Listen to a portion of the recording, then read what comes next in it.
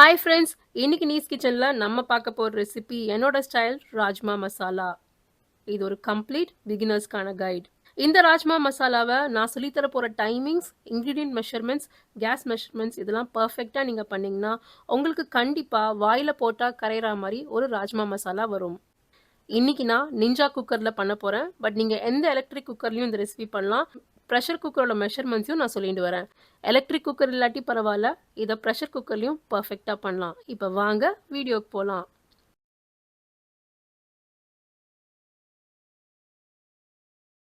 ராஜ்மா அப்படின்னு பார்த்தீங்கன்னா இதில் நிறைய வெரைட்டி ராஜ்மா இருக்குது.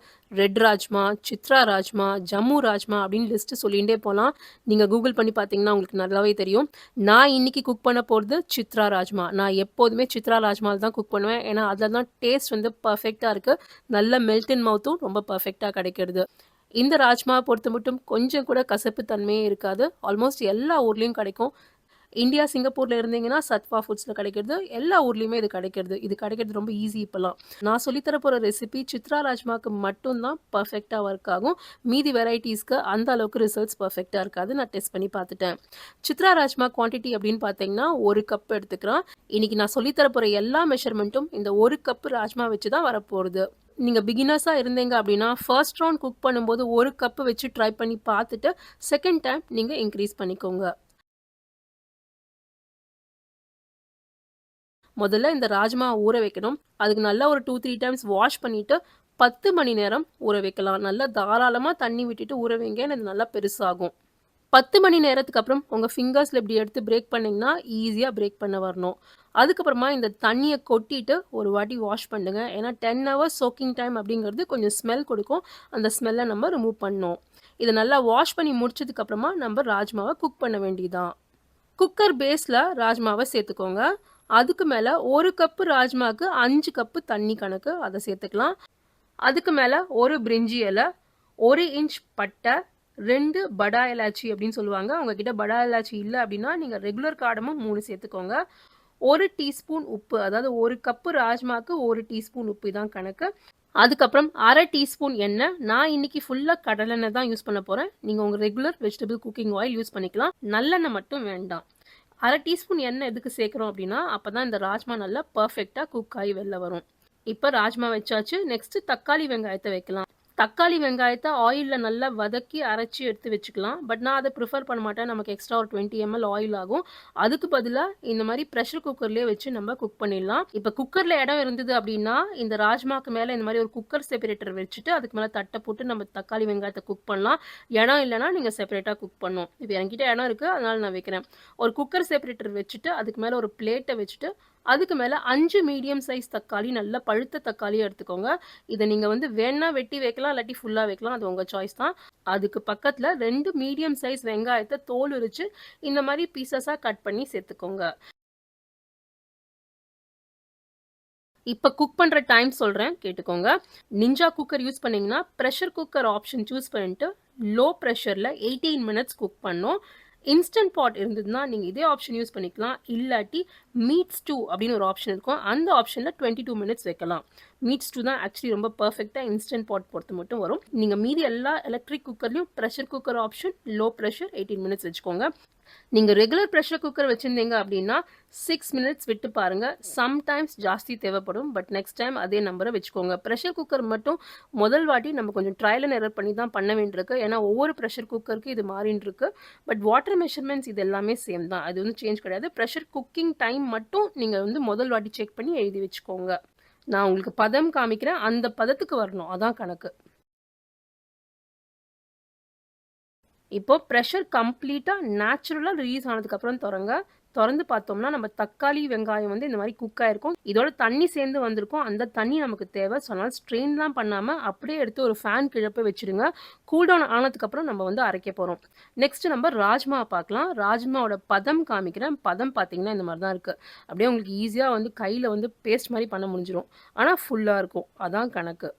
நீங்க வேணா சாப்பிட்டு கூட பார்க்கலாம். சாப்பிட்டு பார்த்தீங்கன்னா கூட உங்களுக்கு தெரியும். நல்லா பெர்ஃபெக்ட்டா குக் ஆயிருக்கும். கொஞ்சம் கூட கடுக்குன்னு இருக்காது. அப்படியே நல்லா மெல்ட் இன் மவுத்தா இருக்கும். இப்ப ராஜ்மால இருக்கிற தண்ணி எல்லாத்தையும் ஸ்ட்ரெயின் பண்ணிட்டு, அந்த பட்டை, பே லீஃப், எலாச்சி இது இருக்கு இல்லையா? அதெல்லாம் அப்படியே ரிட்டெயின் பண்ணிக்கலாம். தண்ணி மட்டும் ஸ்ட்ரெயின் பண்ணிக்கலாம். தண்ணிய நீங்க வேணும்னா ரீயூஸ் பண்ணிக்கோங்க. நான் யூஸ் பண்ண மாட்டேன். நான் ஃப்ரெஷ் வாட்டர் தான் ஆட் பண்ணிப்பேன். உங்களோட கம்ஃபர்ட்டுக்கு நான் அத விட்டுர்றேன். இப்போ ராஜ்மா மேல 2 பச்சை மிளகாவ 1 சென்டிமீட்டர் சைஸ்க்கு இந்த மாரி கட் பண்ணி சேர்த்துக்கோங்க.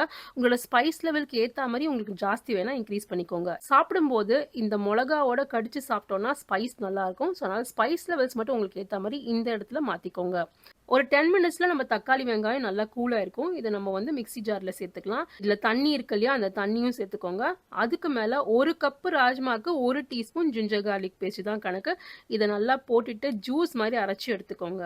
Next rajma cooking. ஒரு ஹெவி பாட்டம் வெசல் எடுத்துக்கோங்க. ஆயில நான் மெஷர் பண்ற மாரி கரெக்ட்டா கப்ல மெஷர் பண்ணீங்கன்னா தான் உங்களுக்கு டெக்ஸ்சர் ஒவ்வொரு வாட்டியும் ஒரே மாரி வரும். ஏனோ தானோலாம் போடக்கூடாது. Next oil measurement.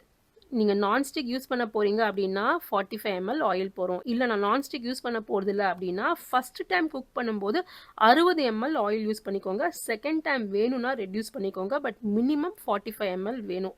நான் இன்னைக்கு 60 ml யூஸ் பண்ணி காமிக்கிறேன். நீங்க பிகினர்ஸா இருந்து உங்ககிட்ட நான்ஸ்டிக் இல்லைன்னா 60 ml தான் என்னோட ஃபர்ஸ்ட் டைம் ரெக்கமெண்டேஷன். எண்ணெய பேன்ல விட்டுட்டு எண்ணெய் நல்லா சூடானதுக்கு அப்புறம் 1 டீஸ்பூன் ஜீரகம் சேர்த்துக்கலாம். ஜீரகம் நல்லா பொரிஞ்சதுக்கு அப்புறமா 2 டீஸ்பூன் காஷ்மீரி மிளகாய் தூள் போட்டுக்கலாம். போட்டுட்டு உடனேவே மிக்ஸ் பண்ணும். டைம் கேப்பே கொடுக்கக்கூடாது. என்கிட்ட காஷ்மீரி மிளகாய் தூள் இல்லை அப்படின்னா வெறும் மிளகாய் தூள் 3/4 டீஸ்பூன் சேர்த்துக்கோங்க. ஆனால் காஷ்மீரி மிளகாய் தூள் தான் இதுக்கு பெஸ்ட். இதை குவிக்கா மிக்ஸ் பண்ணி முடிச்சுட்டு நம்ம தக்காளி வெங்காயம் விழுது இருக்கு இல்லையா? அதை சேர்த்து நல்லா மிக்ஸ் பண்ணிக்கோங்க. இந்த ப்ராசஸ் எல்லாமே கொஞ்சம் ஃபாஸ்ட்டாக பண்ணும். ஏன்னா மிளகாத்தூள் இல்லாட்டி கருகி போயிடும். இப்போ இதுக்கு மேலே இந்த கிரேவிக்கு தேவையான உப்பை சேர்த்துக்கோங்க. நான் முதல்ல 1 டீஸ்பூன் உப்பு சேர்த்துக்கிறேன். வேற எந்தெந்த இடத்துல அட்ஜஸ்ட் பண்ணலாம் அப்படிங்கிறதையும் நான் சொல்லிட்டு வரேன். இப்போ இதெல்லாம் சேர்த்து என்னோட லிக்விட் மெஷர்மெண்ட் அப்படின்னு பார்த்தீங்கன்னா 700 ml லிக்விட் இருக்கு. இதுக்கு மேலே 2 டீஸ்பூன் கொத்தமல்லி பொடி சேர்த்துக்கிறேன். அதோட 1/2 டீஸ்பூன் மஞ்சத்தூள் சேர்த்துக்கலாம். சேர்த்துட்டு நல்லா மிக்ஸ் பண்ணிக்கலாம். இதை நல்லா க்ளோஸ் பண்ணி 10 நிமிஷம் குக் பண்ணும். 5th மினிட் ஓப்பன் பண்ணி ஒரு வாட்டி மிக்ஸ் பண்ணிட்டு டேஸ்ட் பண்ணி பாருங்க. சால்ட் வேணா ஆட் பண்ணிக்கோங்க. நான் இந்த ஸ்டேஜில் இன்னும் கொஞ்சம் எக்ஸ்ட்ரா சால்ட் ஆட் பண்ணியிருந்தேன். இந்த மாதிரி ப்ராக்ரெசிவாக நீங்கள் சால்ட் ஆட் பண்ணும்போது உங்களுக்கு சால்ட் வந்து பர்ஃபெக்டாக இருக்கும், மொத்தமாக கொட்டுறதுக்கு பதிலாக. இதோட டோட்டல் குக்கிங் டைம் 10 மினிட்ஸ். 10 மினிட்ஸ்க்கு அப்புறம் பார்த்தீங்கன்னா ஆயில் நல்லா பிரிஞ்சு வெளில வரும்.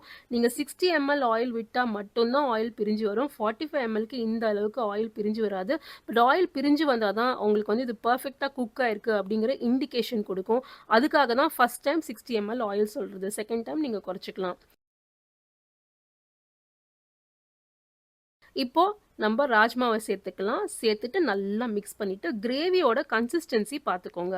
இப்போ உங்களுக்கு இன்னும் கொஞ்சம் கிரேவி நல்லா கொஞ்சம் வாட்டரியாக வேணும்னா இன்னும் கொஞ்சம் வாட்டர் சேர்த்துக்கோங்க. நான் சேர்த்துக்கல. எனக்கு இந்த 700 ml லிக்விடே வந்து பர்ஃபெக்டாக இருந்தது. இந்த பர்டிகுலர் பார்ட் மட்டும் உங்கள் தக்காளி வெரைட்டிக்கு ஏற்ற மாதிரி மாறும். சில தக்காளியில் கொஞ்சம் சுருங்கி போய்டுறது, சில தக்காளியில் வாட்டர் அப்படியே ரீட்டைன் ஆகுது. ஸோ அதனால இந்த வாட்டர் பார்ட் மட்டும் உங்களுக்கு ஏற்ற மாதிரி மாற்றிக்கோங்க. பட் மேக்ஸிமம் 1/2 கப்புக்கு மேலே போகக்கூடாது. இதை நல்லா மிக்ஸ் பண்ணிவிட்டு மூடி 5 மினிட்ஸ்க்கு குக் பண்ணலாம். 5 மினிட்ஸ்க்கு அப்புறம் ஒரு வாட்டி திருப்பி மிக்ஸ் பண்ணிட்டு உங்ககிட்ட ராஜ்மா மசாலா அப்படின்னு இருந்ததுன்னா 1 டீஸ்பூன் ஆட் பண்ணிக்கோங்க. ராஜ்மா மசாலா யூஸ்வலாக கடைகளில் கிடைக்கும்.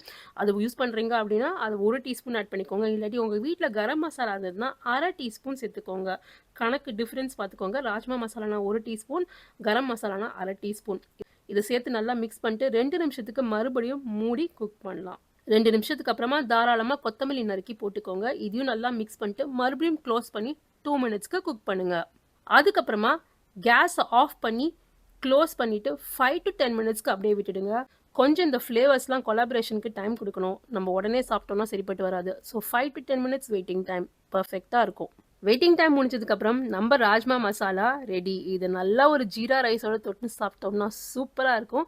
நீங்கள் ட்ரை பண்ணி பார்த்தீங்கன்னா கமெண்ட் செக்ஷனில் சொல்லுங்கள். நம்ம சேனலில் சோலே மசாலாக்கும் இதே மாதிரி ஒரு டீட்டெயில் கைடு இருக்குது. அந்த லிங்க்கை நான் டிஸ்கிரிப்ஷனில் கொடுத்துட்றேன். நிறைய பேர் ட்ரை பண்ணியிருக்காங்க. நீங்கள் ட்ரை பண்ணலன்னா அதை ட்ரை பண்ணிவிட்டு சொல்லுங்கள்.